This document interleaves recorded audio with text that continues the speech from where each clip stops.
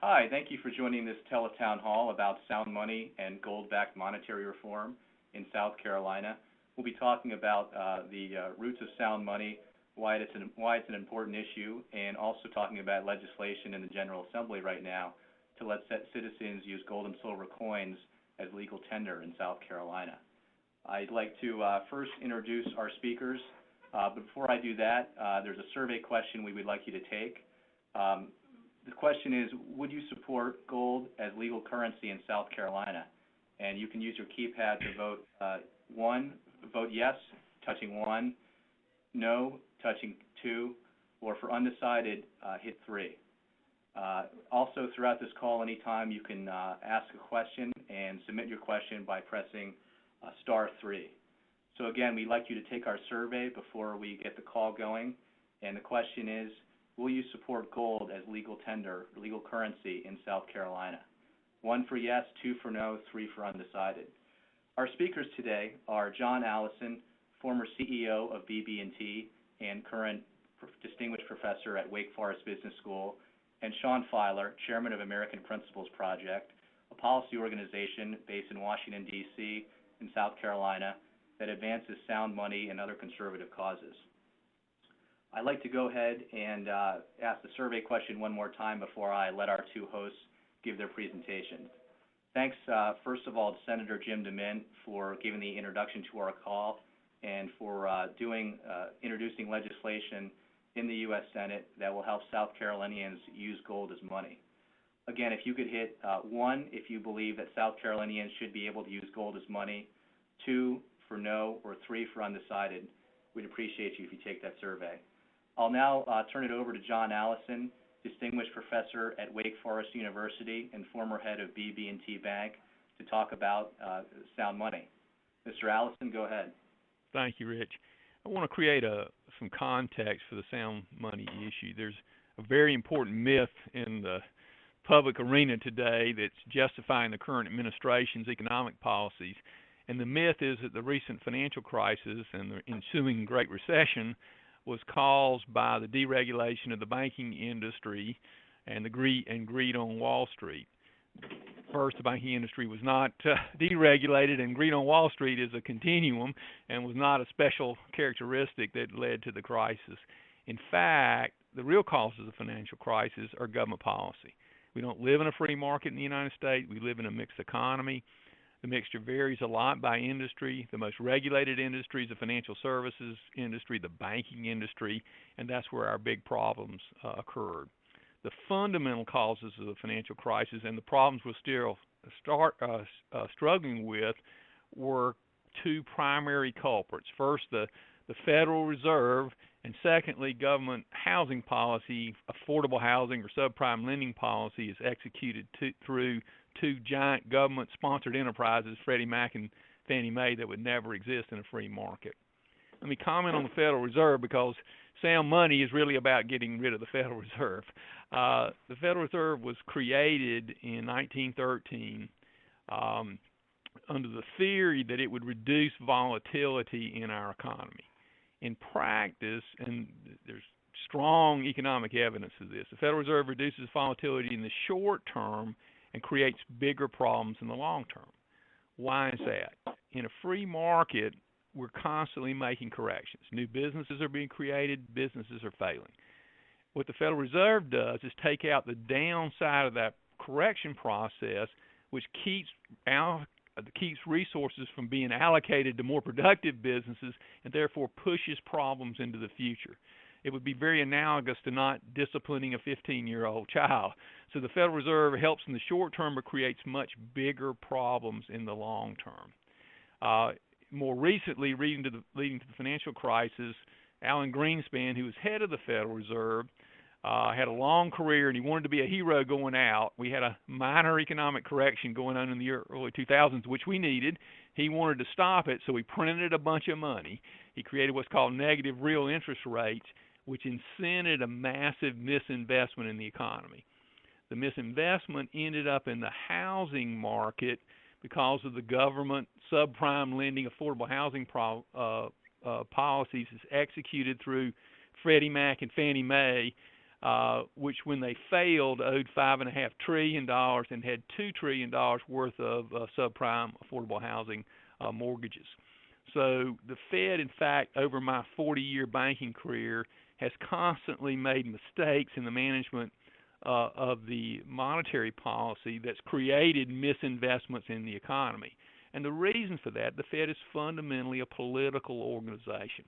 And their goal is low unemployment, not price stability, and it really tries to make politicians happy. And what that does, it means it constantly prints money, and in that process encourages leverage in the economic system and encourages politicians to try to buy votes by expanding the money supply instead of having to tax people for the programs that they're supporting. One myth that people ought to understand is the justification of the Federal Reserve is often given that we had a lot of chaos in our economy before there was a Federal Reserve. That's not true. From 1870 to 1913, there was no central bank in the United States. We had a private banking system, and the private banks operated on a gold standard. During that period of time, we did have some economic corrections, but they all were short. They were deep in some cases, but they were very short, and the economy started recovering again. In fact, we had the best economic growth rate in the history of man, and we integrated millions of immigrants from Europe who were the rejects from Europe into our economic system without a central bank.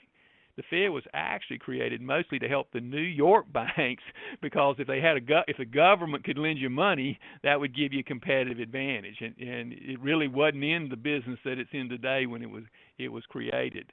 The last step in creating fiat money was in 1971 when Richard Nixon detached the dollar from gold standard altogether.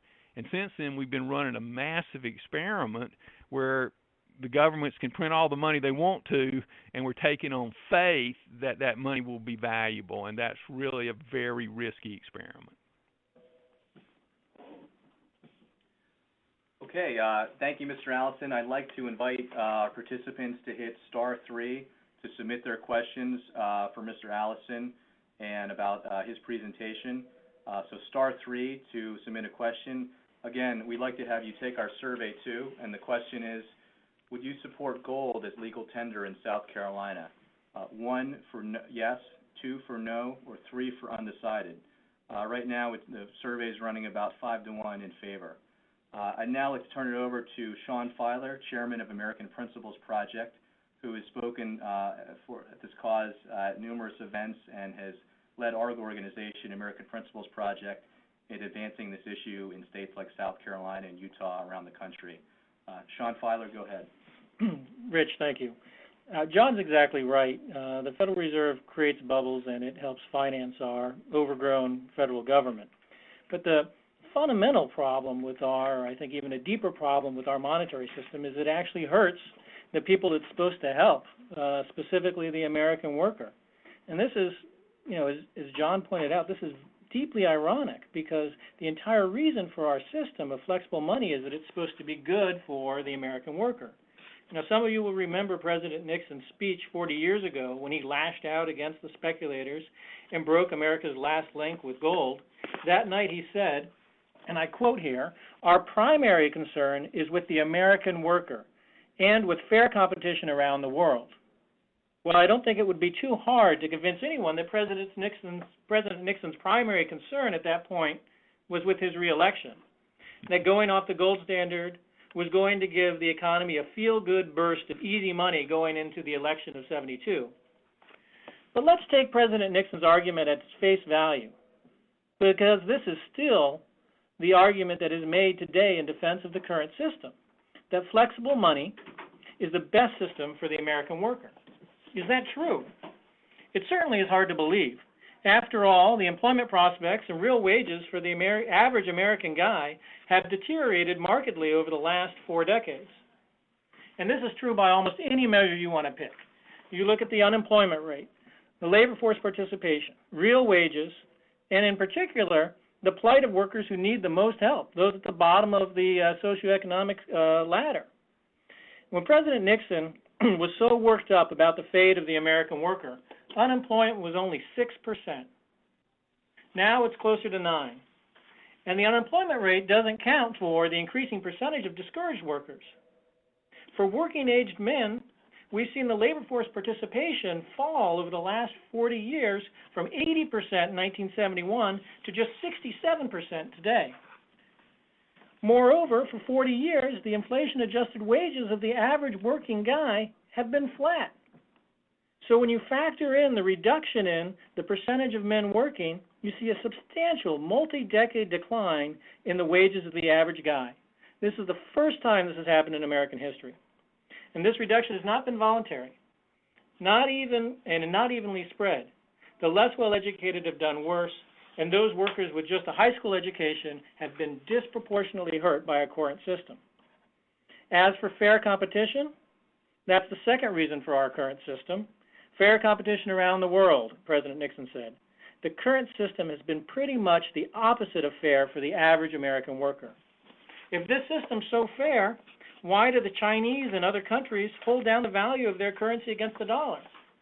If this system's so fair, why do foreign central banks accumulate trillions of dollars of U.S. assets? Increasingly, Americans understand this is unfair, that we've got to change it, but not by starting a trade war, but by changing the system. Americans are also coming to understand that the current flexible money system is unfair in a much more fundamental way. Our system of constant low-level inflation has encouraged the middle class to mistake the mere appearance of price stability for actual price stability, a mistake in return for which the American middle class has received the appearance of progress without its substance. Put more concretely, the average American guy has lost ground over the past 40 years while his nominal wages have risen from $10,000 a year to $50,000 a year. And that's only if he's fortunate enough to still be employed. He might feel like he's making progress, but his real wages are going nowhere. And having gone backwards for decades, the American worker cannot change his career. He cannot change the sense that he's been deceived, that he was deprived of the one thing he needed the most, the truth, the one thing that would have allowed him to adjust, to make the decisions necessary to compete in the global economy.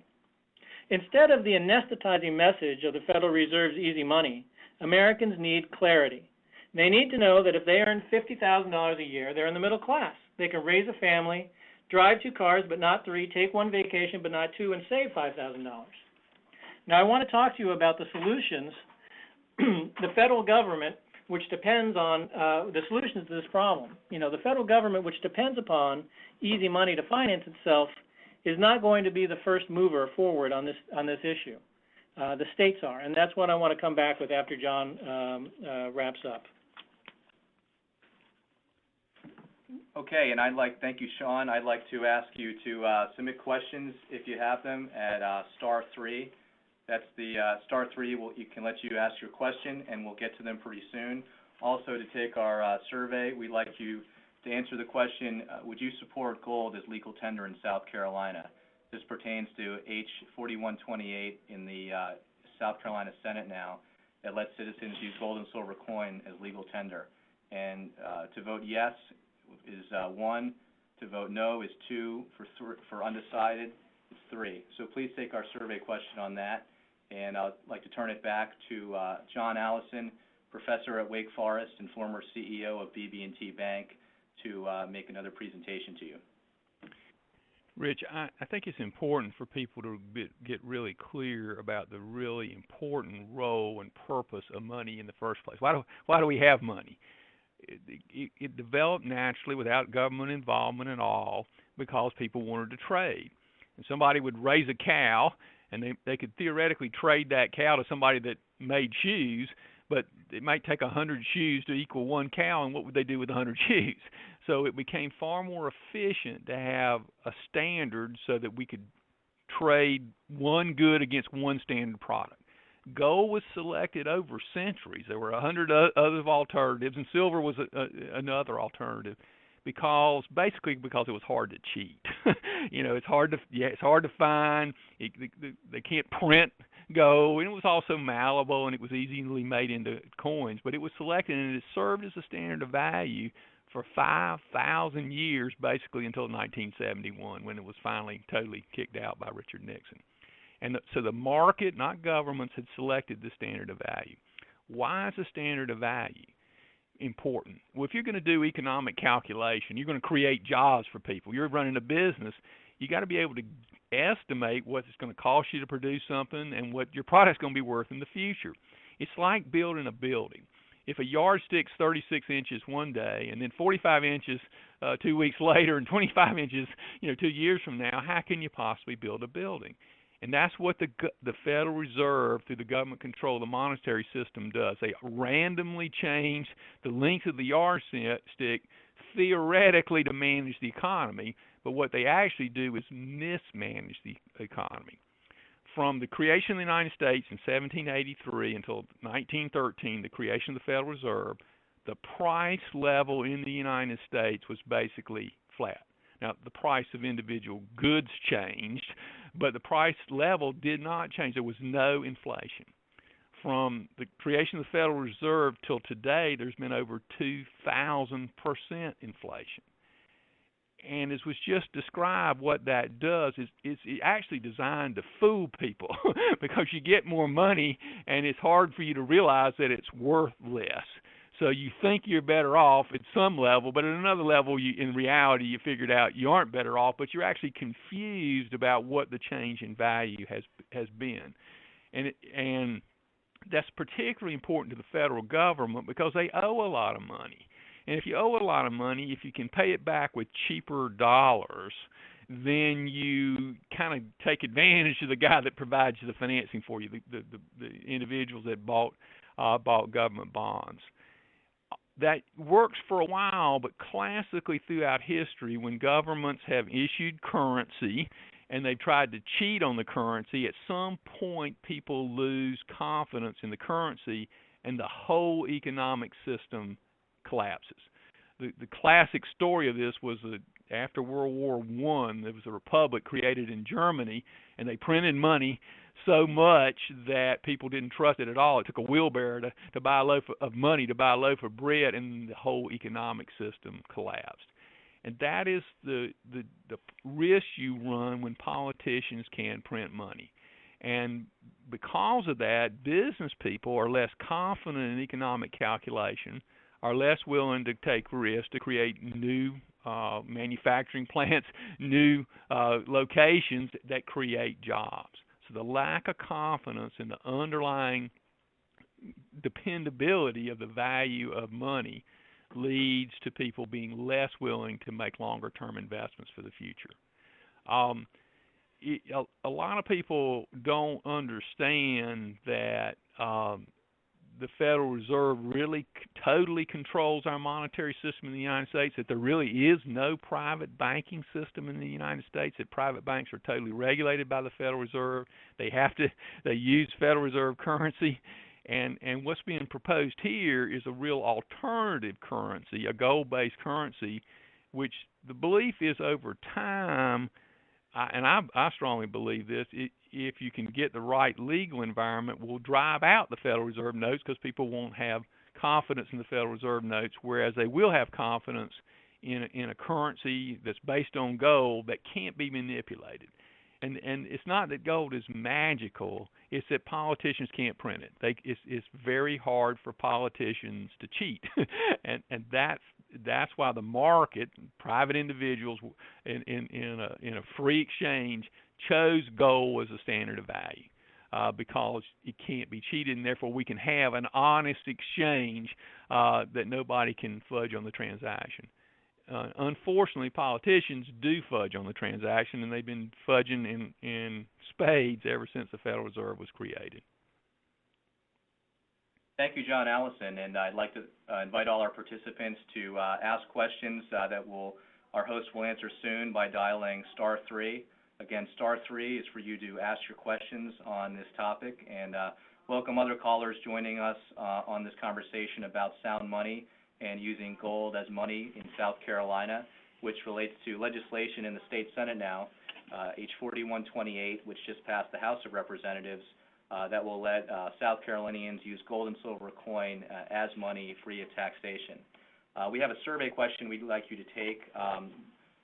that is about this idea. The question is, will you support gold as legal tender in South Carolina? For yes, hit 1. For no, hit 2. For 3, hit undecided. And the results right now are about 6-1 in favor of being able to use gold as legal tender in South Carolina. I'd like to turn it back over one more time to our co-host, Sean Fieler, who will give another presentation on this topic, and then we'll get to your questions. Thanks, Rich.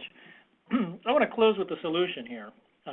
Article 1, Section 10 of the U.S. Constitution consists of a list of restrictions on state power.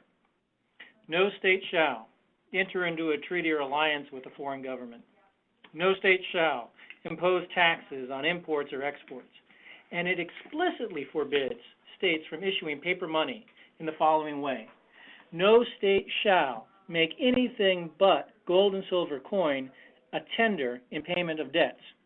Today, this long dormant monetary power expressly reserved to the states is of particular significance because it offers states and their citizens a way out of Washington's money monopoly. By reasserting the legal tender status of gold in the state of South Carolina and removing state taxes on gold transactions, you will join Utah in taking an important first step back to sound money. I say first step because that's exactly what this is. Reintroducing gold as money state by state is just the first, albeit the most important step in what will be a long march towards sound money. While I'm sympathetic with those who are fed up with Washington's easy money and big spending ways and want more immediate radical change, American history shows that real change happens gradually. Utah passed this legislation a year ago, and the people of Utah will tell you this legislation will not change much overnight. Let me explain why this legislation will not immediately allow gold to circulate as money in South Carolina. Even after Utah and South Carolina have recognized gold as money, the IRS will still recognize gold as a collectible and tax any change in its value against the dollar at a 28% rate. I'm sure you can all appreciate this unconstitutional federal tax, a tax which has not even been written into law, but is merely a matter of IRS interpretation, will prevent the free use of gold as money. But South Carolina and Utah will be joined by other states. And this momentum, combined with the leadership of clear-eyed senators like Senator Jim DeMint, Senator Mike Lee in Utah, will usher in the changes necessary at the federal government to allow states to take up their constitutional right to use gold as money. Now, I don't want anyone asking if they're going to have to carry around gold coins. Thanks to the electronic payment system, no one has to. You can if you want, but no one's going to have to carry around gold coins to consummate a transaction. When you buy something with your card or check, gold instead of dollars would be debited from your account, just like when you go to Canada or anywhere abroad and you buy things with your card denominated in Canadian dollars or whatever the foreign currency is, but you're paying effectively in U.S. dollars. Over time, this system will provide some much-needed competition to Washington's money monopoly, because people, when given a choice, as John makes clear, and this has been true for 5,000 years, when given a choice, will choose money that holds its value rather than money that constantly depreciates. And over time, this competition from gold will force the federal government to give us a dollar as good as gold and stop its easy money, big spending ways, or it's going to have to cede market share to gold, the money that holds its value over time. Thank you, Sean Fieler. If you haven't submitted a question already, you can do that by hitting *3, and for either APP Chairman Sean Fieler or John Allison. We'll now get to our question and answer segment, and we'll run through some questions which pertain to this topic. And thanks for everybody who has submitted a question so far. We're going to get to those now. The first one is for Mr. Allison from William Tanner, and we'll get William on the line if he can ask it now. Hello. William, are you there? I am. Please go ahead with your question for Mr. Allison. Well, I agree with what was stated vis-a-vis the history of the Federal Reserve and all of that. And I'm almost convinced that we're past the point of no return. But what would be, if anything, would be a replacement system? And you've partially answered my question in the previous narratives, but what would be the system that would be that would supplant or replace that in terms of having some control over the economic aspects? Well, that's a great question, William. I think it's important. There have been massive advances in technology, and how this would actually be implemented, we'll see. But here's the principle. For many years in the United States, we did not have a central banks. We had private banks. The way the private banks started is individuals put their money in the bank because they had confidence in the banker, and that money was gold, and the bank kept the gold in the vault, or stored it, and you wrote checks on those gold reserves. And that's exactly what would happen. Right now, banks have private banks have reserves with the Federal Reserve. The Federal Reserve has gold. If you really went to a nationwide system, the gold would be redistributed to the banks, which own or theoretically own it anyway, and that would be the basis on which the banks would allow individuals to issue checks from their checking accounts. There's a lot of good things that come out of that. One reason we had so many problems in our financial correction is banks were undercapitalized because a lot of bankers thought that if times went bad, the government would bail them out. In a private banking system, there's nobody to bail you out. So the depositors are going to care, even if there's some kind of private deposit insurance fund, and the banker's going to care, so they're going to keep very healthy reserves, and they're not going to take inordinate risk with other people's money. And you shouldn't have that happen. In the short term, that sounds like fun. It creates a bubble, but in the long term, it's destructive because it's not a real increase in real production. But we did have a private banking system based on a gold standard that worked very, very well before there was a Federal Reserve. And essentially, all we have to do is go back to that system, and the first step, when you go into a national level, would be you make the dollar convertible to gold, and you move the gold to the banks that already have the reserves in the Federal Reserve, and then that's how they issue dollars, and you actually get competitive currencies potentially from different banks, because the banks have to be healthy and are self-disciplined. That's exactly what we had. Now, what's being proposed here, and I think is very important, if states were actually issuing gold coins the way they have the constitutional right to do, and there was no tax implications, immediately there would be competition with the dollar. And people would have to say, wow, I don't know whether I really trust these politicians to print the dollar versus having a solid, sound coin here.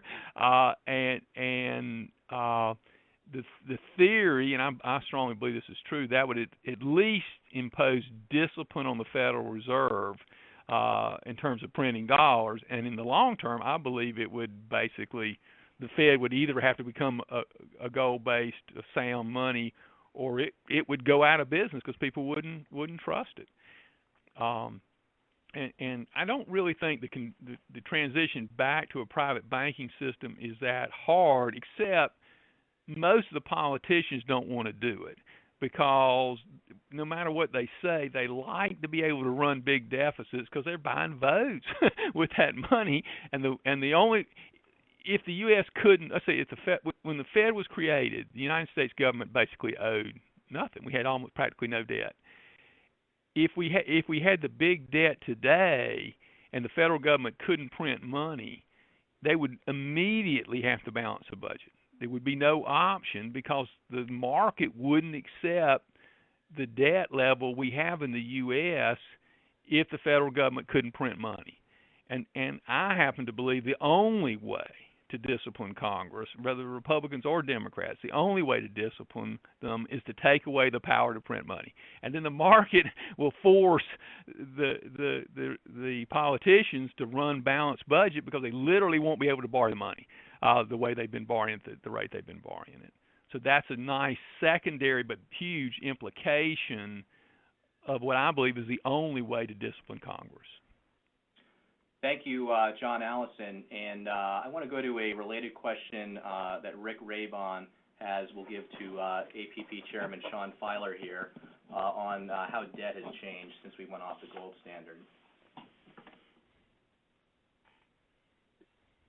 Yeah, Rick, John, you there? I am. Thank you. Go ahead.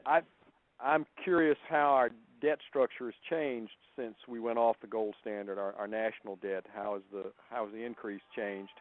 And that's one side of it. And I'm just curious, if we've been in this situation for so long, and it's so detrimental, why aren't our politicians doing anything to change this? And I think maybe you've answered that question. The idea of re-election becomes more important than the fiscal responsibility of the country. Okay, Rick. Let me. I think John, hit on a lot of the answer to your second question there. So let me just briefly touch on that. And there's an enormous incentive structure for the federal government to maintain the current system because they depend upon the Federal Reserve for their runaway deficit spending. There's always somebody there willing to buy the bonds that the Treasury issues, and that's the Federal Reserve, and that allows this out-of-control spending. Now, the frontal assault approach, which is you just go in and we're going to elect enough politicians to overturn this system, I think is undoable. And that's what's so important about this legislation in South Carolina and this step. It's a very elegant way to get to the same end point, but starting relatively small. It would be analogous to instead of trying to hold a vote and run a political campaign to close the post office, to inventing email. You create a competition, and that over time, either you're going to get a lot more efficient post office, or the post office is going to cede an enormous amount of market share to email. And so, that's really kind of the roadmap for how this plays forward. With respect to debt, I think it's right to concentrate on public debt. Some obviously the unlimited ability of the federal government to issue bonds is an important factor in the accumulation of federal debt. But also there's been a massive accumulation of private sector debt, in large part because of the very low and now even negative interest rates we have.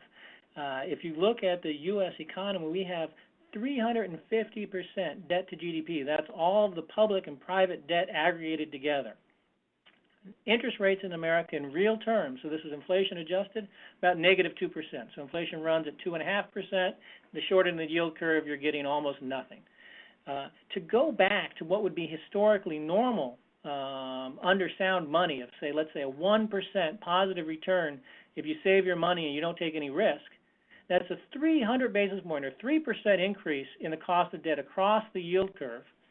So that would be 3% times 350% of GDP. That's more than a 10% annual drag on GDP if we go back to what 20 or 30 years ago would have been considered a normal real rate of interest. And so we've gotten ourselves in this completely untenable situation because we have the flexibility to print money and because the politicized Fed has chosen to give us very low and now even very negative real rates of interest. Thank you, Sean Fieler. Before we get to the next question, I'd like to first take the chance to thank the South Carolina Sound Money Committee. This is a committee of activists, Steve Isom, Ray Moore, Buddy Witherspoon, Patricia Wheat, Jackie Fowler, and Ned Toller are their leaders. And without this group, the South Carolina Sound Money Committee, we would not have this legislation in the state Senate now already having passed the House of Representatives to make gold and silver coin legal tender in the state. So it's thanks to their activism and their advocacy that we have that bill there that has a chance of passing and being signed by the governor this session. So thank you, South Carolina Sound Money Committee. Also, if you haven't taken our poll, we would like you to do that. The poll question is, will you support gold as legal tender in South Carolina? Hit 1 for yes, 2 for no, or 3 for undecided. We'd still like you to take that survey if you haven't yet. Let's go to another question here.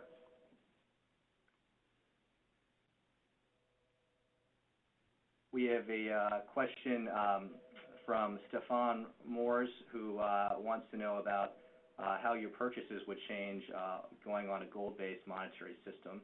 And this is for Sean Fieler. Stefan, are you there?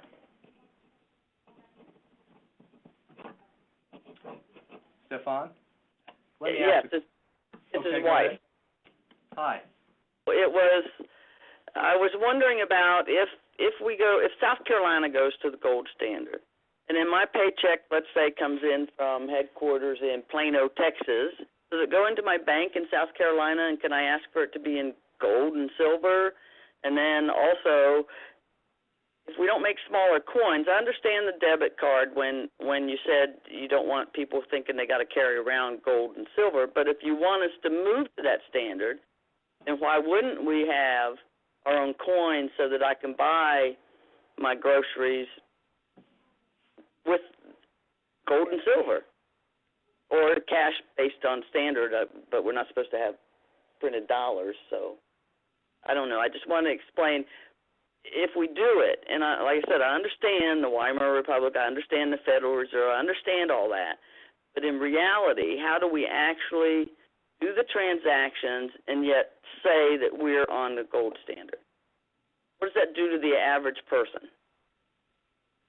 Okay, I think the most important point to understand here is that as South Carolina passes this legislation and follows Utah, as a second state to pass this, South Carolinians will, on the day after this is enacted into law in South Carolina, be in the same position that citizens of Utah are in today, which is that the federal regulation, federal taxation of all gold transactions, and federal impediments put into the banking system. And we're close to some individuals in Utah that have tried to set up the back-end plumbing to allow this to happen, and there have been numerous federal roadblocks put up in their path as they try to move forward with that.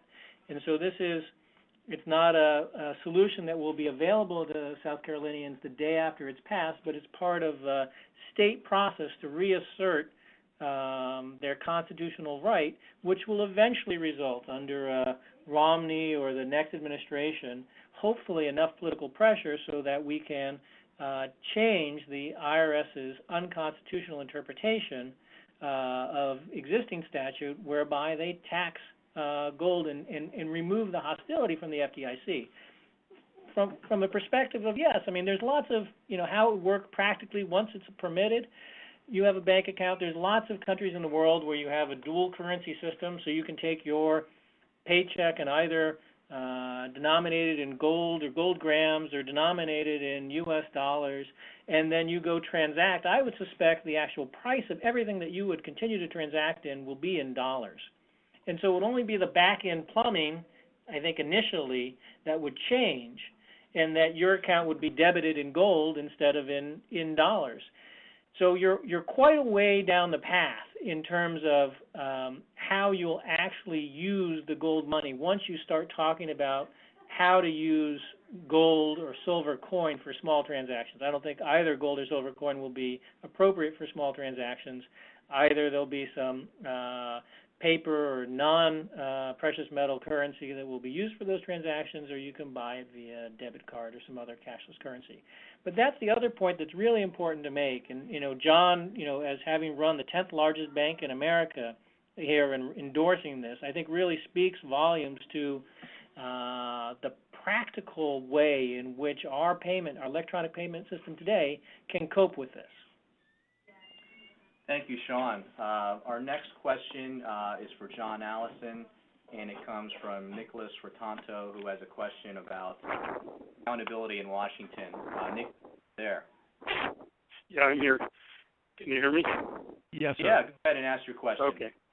Well, my question is, with all the fiddling around that these people have done with our money, has anybody gotten fired over any of this kind of stuff? We get news constantly of federal takeovers of our auto industry, for instance, and Solyndra with $500 million or whatever it was in loans that they're defaulting on because they go bankrupt.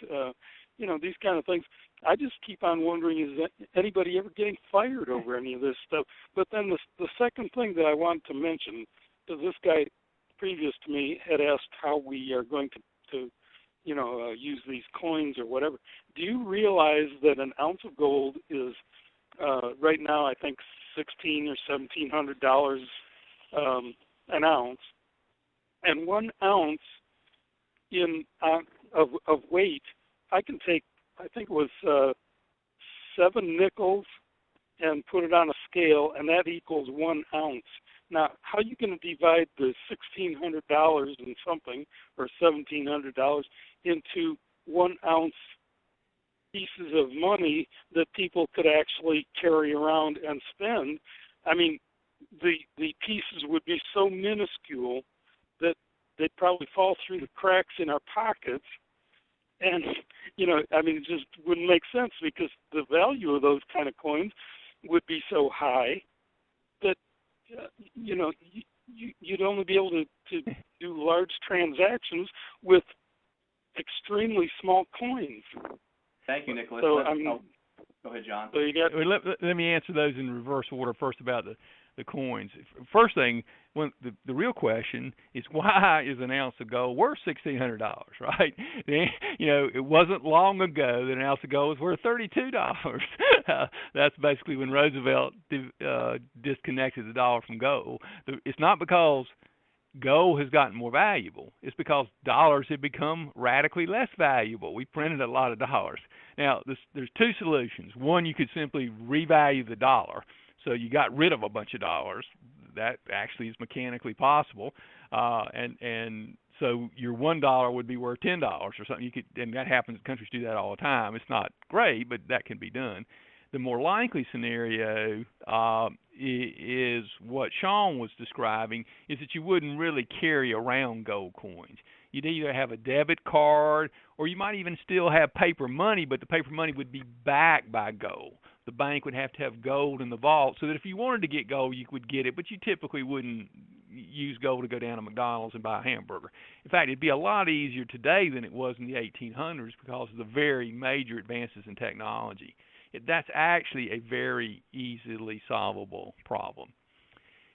Your original question about the accountability of government bureaucrats, the answer is they aren't accountable. They don't get fired.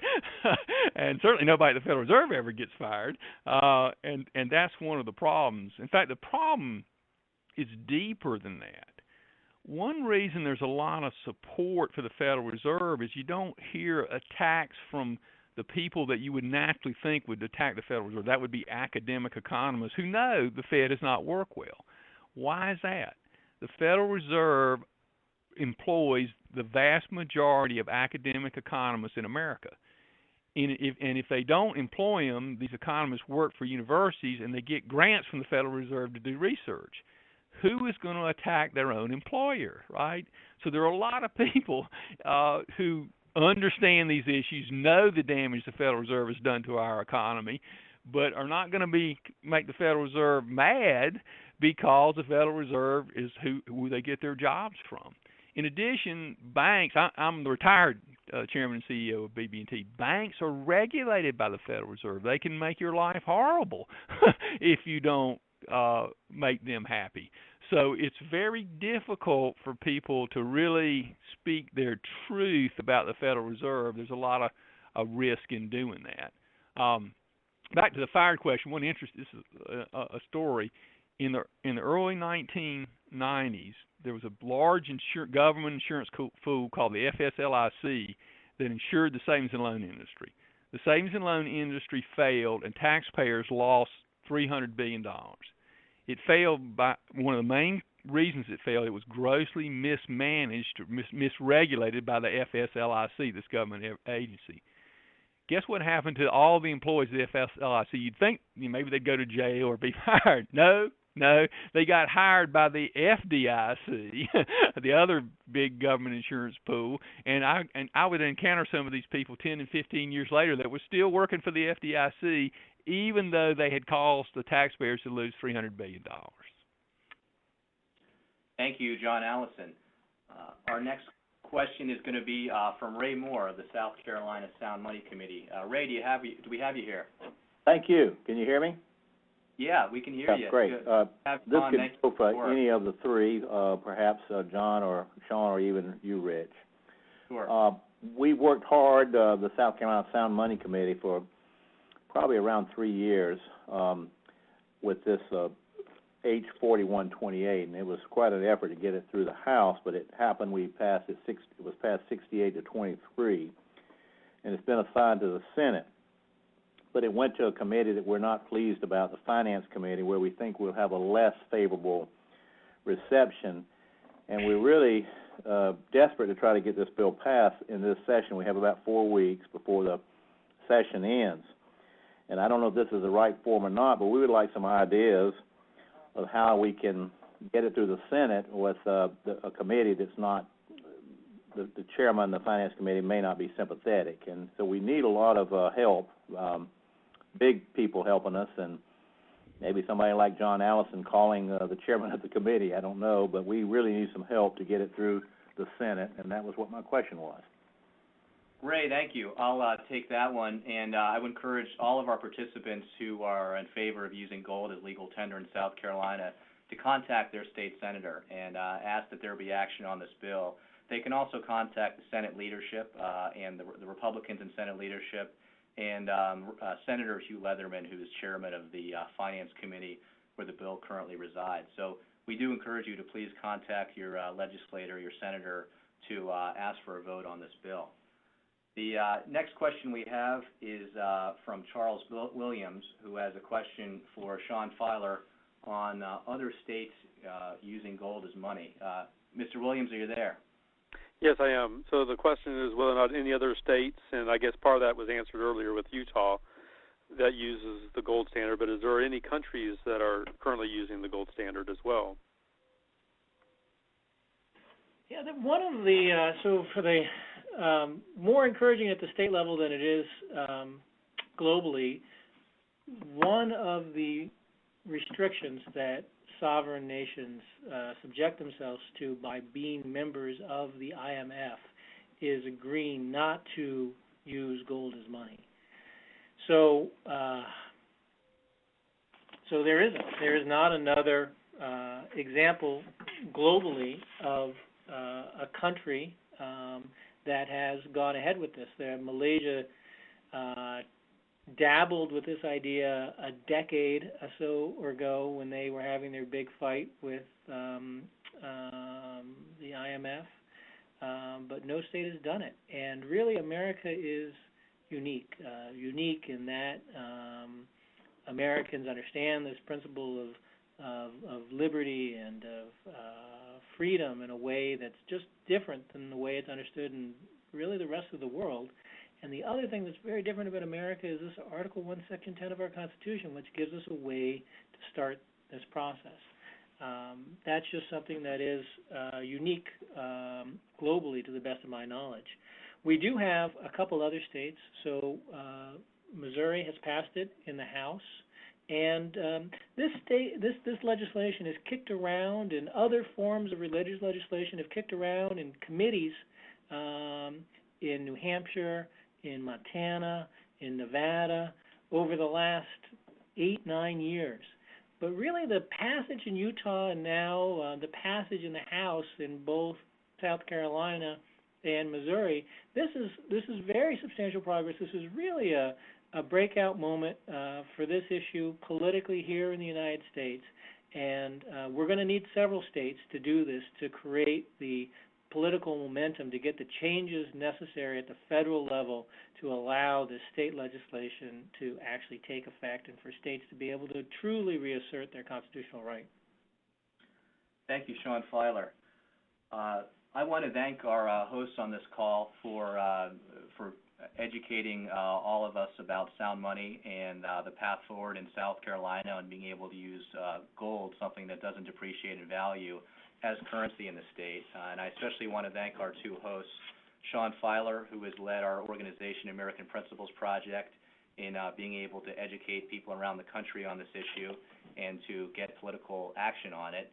And to John Allison, who is, through his role now as an educator and professor and a lecturer, and from his experience, decades in banking and leading one of the largest banks in the country, in speaking out on the need for bold reform in monetary policy and getting back to gold-backed money and gold as money in this country. So thank you both to Sean Fieler and John Allison for educating us in this Tele Town Hall. Thank you, Rich. Yes, sir. Thank you, Rich. Okay, have a good evening, and you'll be hearing from us soon, hopefully, and we can do more of these. Thanks so much.